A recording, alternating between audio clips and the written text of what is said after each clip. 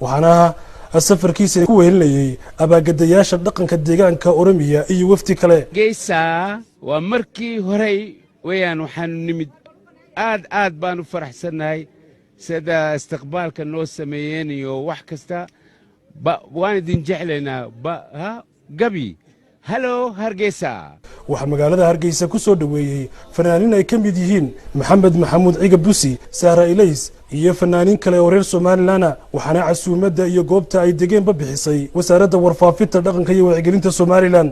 waxaa halkaasi ka hadlay qaar ka mid ah fanaaniinta Soomaaliland waxaanay sheegeen inay gacmo furan ku soo dhaweynayaan fanaanka Cali Birra iyo wafdiga la socda. waa kuwan iyagoo arrimahaasi ka hadlaya. aniga waa ku hadlaya afka madaxda wasaaradda wasiirka warfaafinta ku xigeenka iyaga ismaha guud oo soo faray inaan soo dhaweynta uga qayb galo wasaaradda warfaafinta oo casuumadan iyo soo dhaweyntanba u fidisay fanaankeena weyn Cali Birre iyo asxaabtiisa la socota. waxaan idin leenahay gacmo furan ku soo dhawaada. dalku waa dalkiinii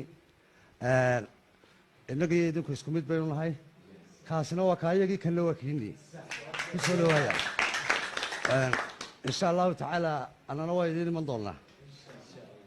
madaxdii wasaaradduna salaam bay idinkii soo fartay. waxaan halkan ku soo dhawaynaynaa fanaanka weyn ee qaaliga ah reer Itoobiya Cali Birra. adeero soo dhawow baan ku leenahay.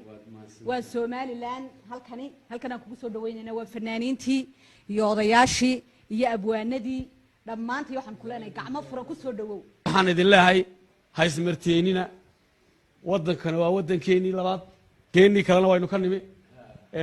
waxaad ka dhalateen qolo qabiil ballaadhan oo la yidhaha fan iyo suugaan fanaaniin baad ka dhalateen. wuu ballaadhan yahay tol ballaadhan baad leedihiin. haysmarteenina fanaaniintii intanoo keliya kuma koobna way soo socotaa. wax maanta farxad